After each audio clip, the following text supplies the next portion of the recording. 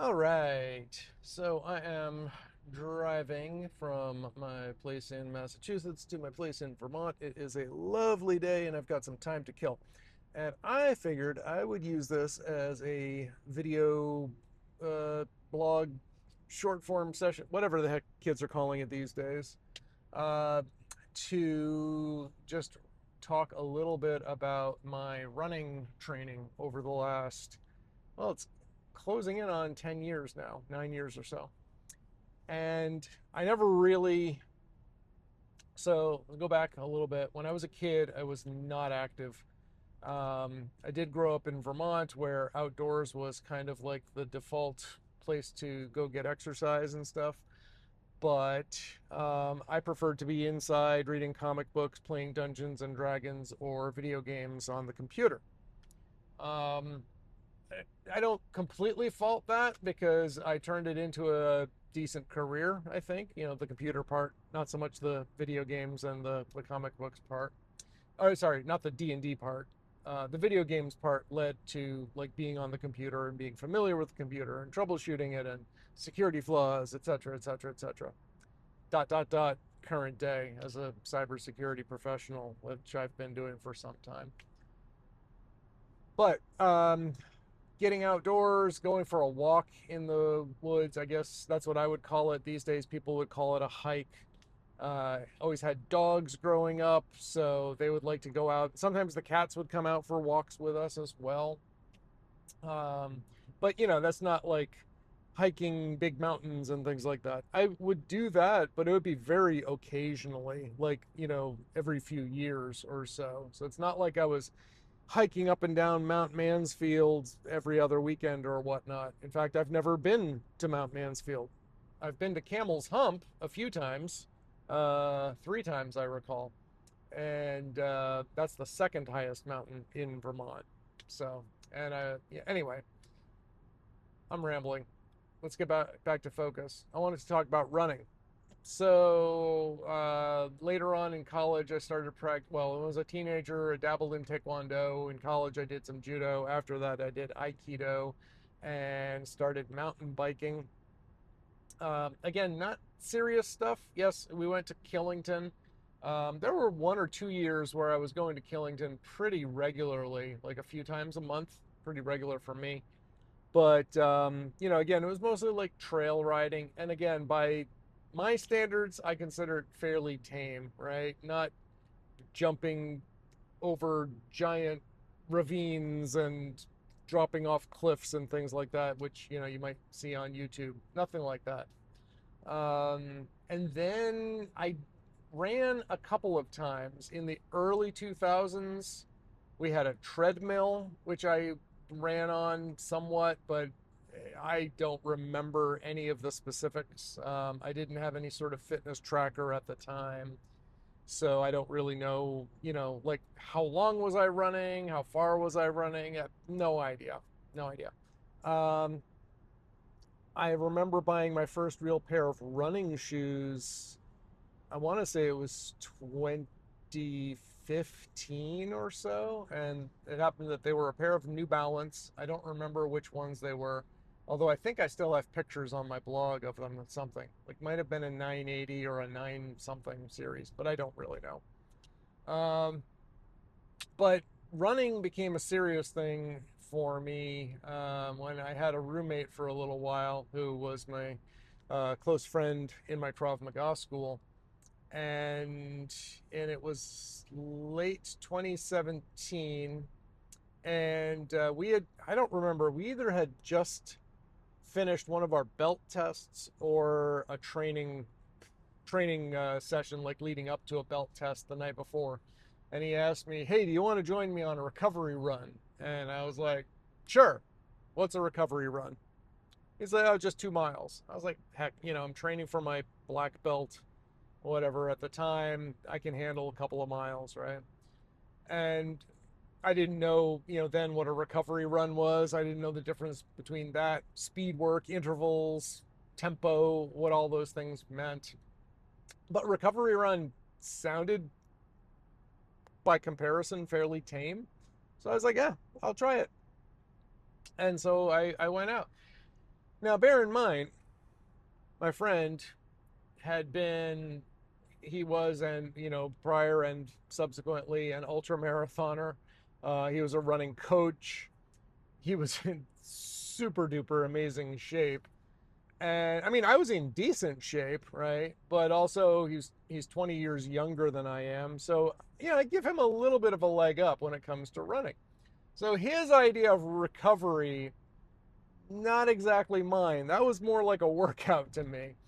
And we left my place and ran this route, which I still run regularly now. It was almost exactly 1 mile out, and then we turned and 1 mile back, and it was work. This sucked. I was like, wow, this is hard work. I have to dig up the exact stats and see if I can find it, because I'm pretty sure I recorded it with my Apple Watch. So I did that. In fact, I'm sure I recorded it with my Apple Watch. I just have to find it. Uh, so I did that run, and I hated it so much that I did it again. I don't know if it was the next day, but I think it might have been 2 days after. And I was like, this running, it's okay. I feel kind of good. And contrary to what I had been told by various doctors over the years, because I had had knee issues since my teens, I had been told, "Oh no, running's the worst thing you could do for your knees." I'm like, okay, but my knees were feeling better afterwards, and it didn't take very long. I noticed in Krav Maga classes that I wasn't relying on my knee brace anymore to alleviate pain and discomfort. So sounded and also going up and down stairs got a little bit easier than my then bad knee. I have two equally bad knees, so I just have knees. Um, but then I still have one bad knee, and going downstairs, particularly after an intense workout the night before, was always tricky. That got easier. Going upstairs got easier. Getting down, taking people down and getting back up from the mat in takedowns and groundwork and jiu-jitsu classes got easier.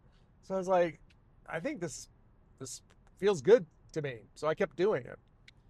And then I did keep doing it for a while, and then COVID hit. Oh, before COVID hit though, sorry, I was tracking my distances, and I decided to get up to 5K, and I did that in relatively short order.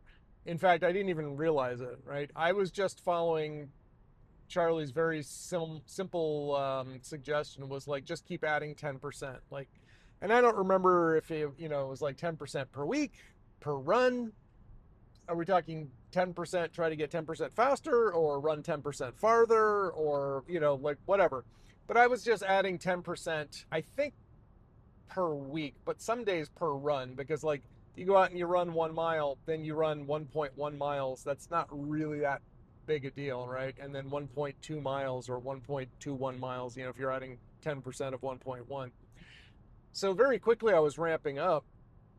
Then I went to 5K, I went to 5 miles, and then one day, it was Saturday morning after Prov groundwork jiu-jitsu class, I was telling our coach that, I was running more, and I was thinking about running. I told him, I was like, it was in June, I think. I want to say it was June of 2018. And I said, yeah, I was thinking of maybe doing 10 miles. And I looked at him, and he looked at me, and we were both thinking the same thing. He's like, "Oh, well, now you've got to do it." And I was like, "Yeah, I kind of do." And I did. I went out and I ran 5 miles away from home, and I did an out and back, and I came back. And I was like, "Wow, that was that was a lot of fun." I mean, it was hard. It was work. It was the longest I had ever run. I was like, "Okay, huh, interesting. So this is doable." And then sometime, I don't remember exactly when, I think it was during COVID. Yeah, it was definitely during COVID. I ramped up, and one day I ran 13.1 miles, so half marathon distance. And I had thought at some point, like, maybe that'll just be my weekly routine. Every weekend, I'll just, I'll do a couple of short runs during the week and run up to a half marathon on the weekends. I didn't do that distance again for a while. COVID hit. Uh, And during that time, my friend had started a running group, a Saturday morning running group, mostly from people in the Krav Maga classes. And they were like the next generation up and coming, so I didn't really know any of them except my friend who was coaching. And so I started running with them. And then he moved away, took a job elsewhere, and the numbers of folks showing up started to rapidly dwindle until, like, most days it was just me and my buddy Greg. And I said, hey, we don't have to wait until Saturday mornings at 8 o'clock if we want to run together because, it's just the two of us. So we started running together. And Greg was training for a marathon, and he had done, I don't remember if he had done halves already. He had definitely done some 5Ks. And so I said, well, I'm not training for a race, but I mean, tell me about what your training looking like. And he said, well, this weekend I'm doing 13.1 miles. And I said, I did that once. I haven't done it since. Let me come with you. So we did. And to my surprise, my heart rate, overall average heart rate, was lower, and my time was also lower. So I was working less hard, not working as hard, and I was running faster than I had when I did the same distance like a year or so prior. I was like, huh, okay, that's kind of cool. And again, I had no plans. I wasn't following any sort of training plan or whatnot. It was all just like, what does it feel like? And yeah, I wanted to get faster, but I didn't know how I was doing it. I would just try to run faster every time I would go out. And some days I would be faster, and I was like, hey, that was great. Other days I wouldn't be fast. I would be slower for whatever reason, and I would say, oh, it was the weather, it was too hot, or it was snowy and the trails were slippery, or I didn't sleep well. Always had some kind of reason, but I didn't really think about it. There was no real formulaic plan. And so I ran that 13.1 miles with Greg as a training run, and it was fun. I was like, what are you doing next week? He says, 14 miles. I said, great, I'll be there. We did it. I said, what are you doing next week? He said, 15 miles. I was like, great, I'll be there. And after two or three of those, I was like, maybe I should sign up for this marathon after all. I was like, I mean, I'm training for it anyway. I'm not really training. Like, I wasn't incorporating, again, I wasn't doing speed or tempo runs or hills or intervals or planned recovery or anything like that. I was just doing a long run on the weekends with my pal. And then, like maybe a couple of 5 mile, 10K runs or so during the week, with yoga interspersed throughout. By then, I had pretty much stopped training in jiu-jitsu and Krav Maga because of a torn rotator cuff. Again, this was like my third bout with those, and I was like, I got to tap out for a while. So running was my thing. And eventually I ended up, I was like, what the heck, I'll sign up for the race with you, so since I'm training for it. So I signed up for the 2021 Bay State Marathon. And yeah, that was my first race. My first race was a marathon. And, I was like 4 hours and 40 minutes, which is not great by any stretch. I mean, for me, okay, I take that back. That's more than most people ever run, continuously in their lives. So I guess it's great by that stretch. But I don't brag about that time. Some people say, wow, sub 5 hours, that's really good. Like, okay, cool. I was like, actually, that was kind of fun. The whole, the energy of the race and the vibes and the feeling of accomplishment, but more the training for it was actually fun. It was really a lot of fun working toward that goal. So, okay, that's kind of cool. And then at some point, my buddy Greg told me that he was going to run a half marathon the coming year in the spring, in March. And so that was the Hampton half. So I was like, that sounds like fun. Let's go do it. So we ran the Hampton half, and I finished that in like 2 hours and 5 minutes. So, okay, that's pretty good. And even if you, like, obviously a marathon, your overall pace is going to be lower than a half marathon pace. But still, if you double that, that was 4 hours and 10 minutes, whereas my marathon time was 4:40. So I definitely shaved some off. I know it's not a direct translation.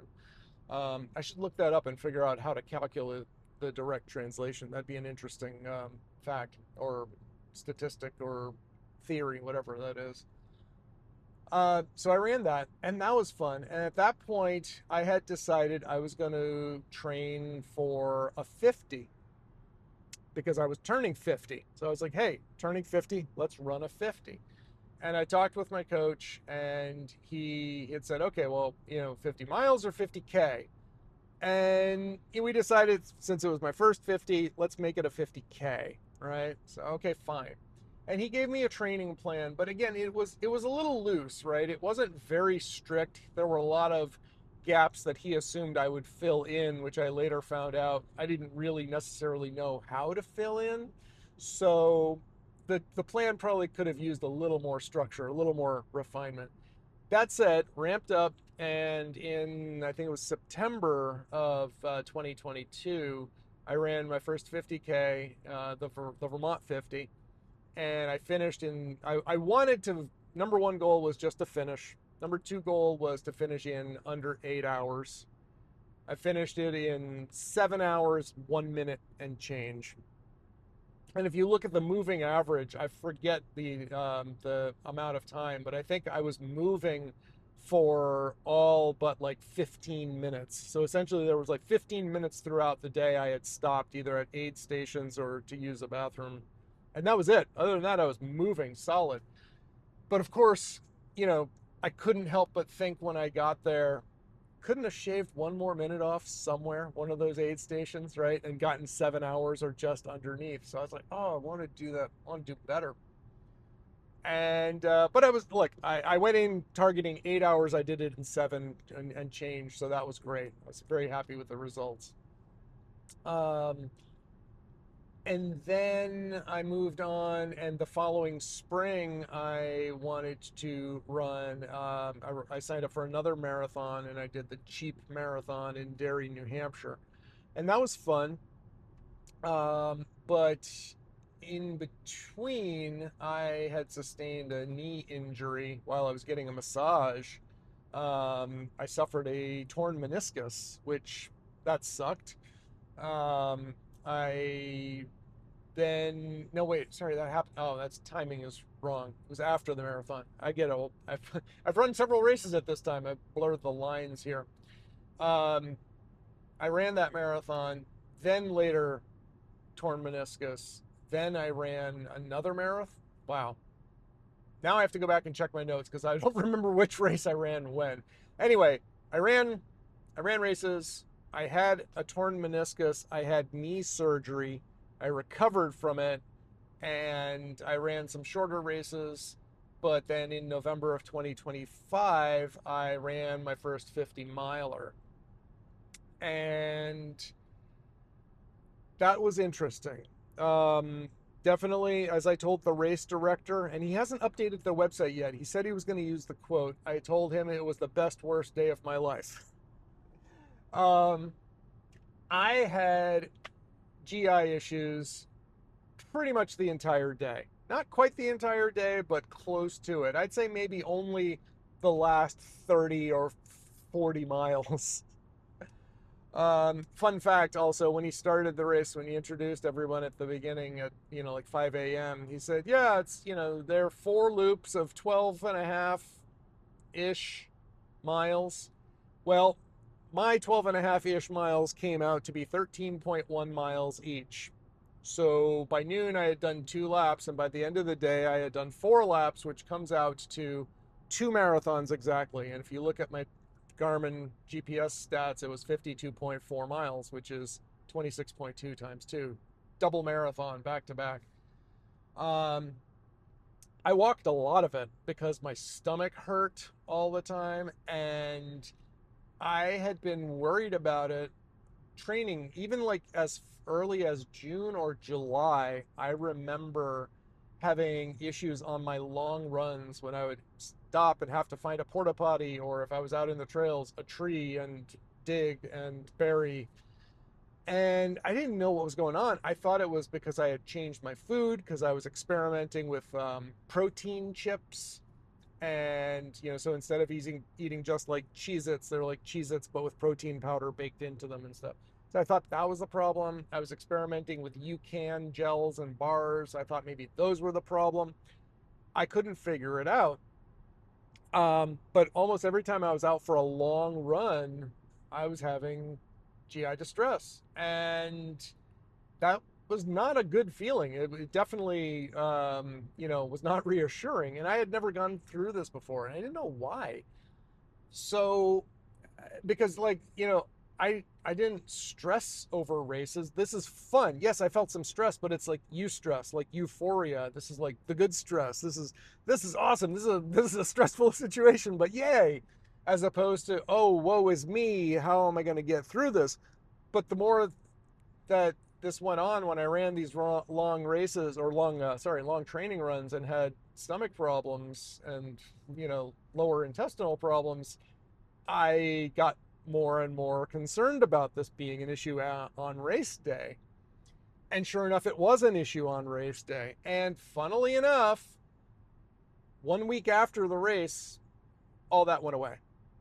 And I was still eating largely the same diet that I had been. I went on a couple of recovery runs and I would try some things and still felt pretty much the same. So I have to chalk that up to stress, um, which was disappointing to me because I thought I handled stress better. But it's a factor. So leading into my half marathon, which I just ran in March, I ran the Marblehead half, and I set a personal best there. I did it in 1:57 and change.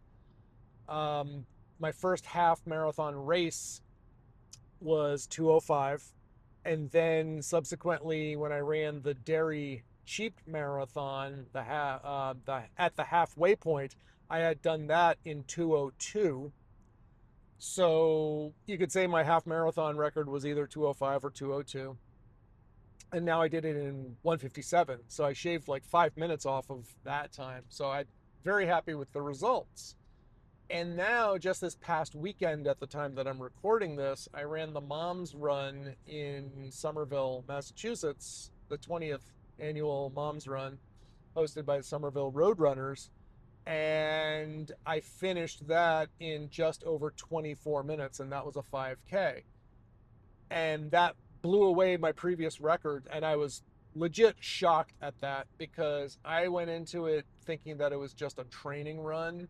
I wanted to do well, but I wasn't, I was going to give it like 90%, not everything I had. But once again, race energy kicked in, and the starting gun goes off, and I started out early. I started out strong, and I was wearing the Ultra Carbon Vanish shoes for the first time. My very first time wearing them outside the house. I put on like a mile and a half or so warming up before the race. And then, 10 minutes to go, I, went back to the starting line, gun goes off, and boom, I run. And even though it was uphill, I was working really hard, and I looked, at one point I looked down at my watch and I saw my heart rate was in the low 170s, which a few years ago would have been like, close to cardiac arrest warning zone there, dude. Um, and then I hit the 1 mile mark, which again, by the way, was almost all uphill that first mile. And I did it in like 7 minutes and 33 seconds, which was a personal best for the mile. And I was like, wow, okay, well, I'm not going to deliberately slow down now. So I just gave it everything I had. And my second mile, I think I came in at 8:0 something. And then my third, similar. So in the end, I finished at, like I said, 24 minutes and I think 12 seconds or 13 seconds, which averages out to what, 8:04 per mile. Um, that was my best. My previous best had been a training run on a track, which was very flat, very controlled. This was hills, ups and downs, dodging people and pavement, and jumping up and off the sidewalk and whatever. So I was shocked. Now, what were the big differences? Now, one, I've been training, and two, I have to give some credit to those shoes, right? They feel a little different. Um, I will say that I may have overdone it a little bit. It's been almost a week, and I did one 5K, and I didn't feel great after that since then. So I took a little time off just to let my knee recover. I did talk to a doctor, and they told me that it's not concerning, but I probably just needed some rest. So I've taken a few days off now, and I might go for an easy hike when I get up to Vermont today, but nothing, I'm not going to push it, do anything fancy. So, what's been different? Last June, in prep for my 50 miler, I signed up for Coach Lindsay Parry's training program, coachparry.com. Full disclosure, I will put a link in the comments and in the show notes. And yes, it is an affiliate link. So if you are interested and you do sign up for anything, then I get a small kickback. I don't know how much it is off the top of my head. It's small, but full disclosure, yes, if you click the link and you like what you see, great. I love what I'm getting out of this. I don't know that I would have finished the 50 miler without the training plan that I had. One of the first things, my very first onboarding call with a coach, they recommended dropping the Apple Watch Ultra 2, which I had been using, and swapping it with a Garmin. Great advice. No looking back. I don't know how I managed to suffer and put up with the Apple for so long. But I ran, again, my 50 miler, the time wise, nothing to brag about. I did it in just under 14 hours, and 14 was the cutoff, but I finished it. And based on all my training runs leading up to it, I'm quite sure my Apple would not have survived. The battery life would not have been 14 hours. So, and I tried all sorts of things when I was running with it. I tried power saving mode and turn off this and turn on this and use this and don't use that and all these different things. I always was predicting somewhere between maybe 12, maybe 13 hours of battery life while running with that. And that was not enough. So I switched to a Garmin 955 Solar at that point. I've since upgraded to the 965 for the bigger, brighter display, and super happy about that. So I've got a lot of really good advice from them in their training plan. Um, Anytime I need to make changes, I can either adjust my plan myself, or I just post a message into the forum, and usually same day, sometimes the next day, a coach responds and says, yep, I've upgraded or updated your plan. I've moved these dates to here and there, yada, yada, boom. They've got weekly coaching calls. You can join in with a group. You can schedule one-on-one calls. They do virtual strength training classes, which I admittedly don't do because I also have a personal trainer. And he's someone else that I want to give a shout out to. Matt over at Fit in New England. They're over in Medford, Massachusetts. Top notch. Um, as someone who has been through a lot of physical therapy, coming back from multiple surgeries, whether it's been knees or shoulders, I can say it's like having a physical therapist who will work on whatever you want to work on.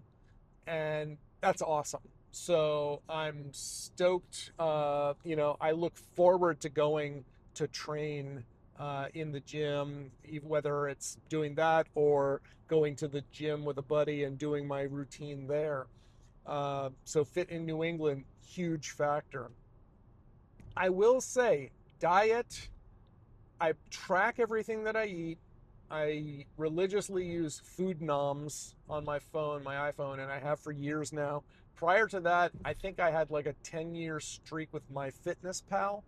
Um, and so I've been tracking like everything that I put in my mouth for well over a decade at this point. I think more like 15 years or so, maybe even more at this point. I don't even know. I've got to look back. Um, so I track everything, and I'm more conscious, but I'm not overly zealous with what I eat. I definitely have cut back on my alcohol intake, my beer. I don't drink as much as I did. Not that I was ever really a big drinker, but I also work in a sales adjacent role. So there's a lot of networking events as part of my job. And yes, I will sometimes imbibe, right? Um, I pay attention particularly to the food and stuff that I eat when I'm running. So that was something that I never really paid attention to in my first couple of races. I didn't know. I was like, if I get hungry, I'll eat. If I get thirsty, I'll drink some Gatorade or something. Now I regularly use mostly Element, LMNT, for their hydration for electrolytes. And usually UCAN energy gels for fuel when I'm running. But generally, I only use those like the on a speed run or if I'm doing a long run. Before the mom's run, I got to double check, but I'm pretty sure. Yeah, no, I know that for sure. For this past weekend, I ate a small bag of Oreos and I broke my personal best. Okay. So, yeah, there's a science, but in the end, it comes down to carbs and sugar. So, um, can't argue. I ate half a bag. It was a 200-calorie bag of Oreos, and I ate some of it right before I started my warm up, and then I ate almost the rest of it. I had like three or so left over right before the race started. Seems to have worked, if you ask me, right? Could I have gotten better results with something more scientific? Maybe. I don't know. But I'm not knocking it, right? So I don't obsess too much on, those dials as far as it comes to nutrition when it comes to running. Um, but I am eating something, right? Back when I was doing the ultra, the 50 miler, well, no, sorry, the 50K, around that time, it was mostly peanut M&Ms because you've got a little bit of protein along with all the sugar, and that seemed to work just fine.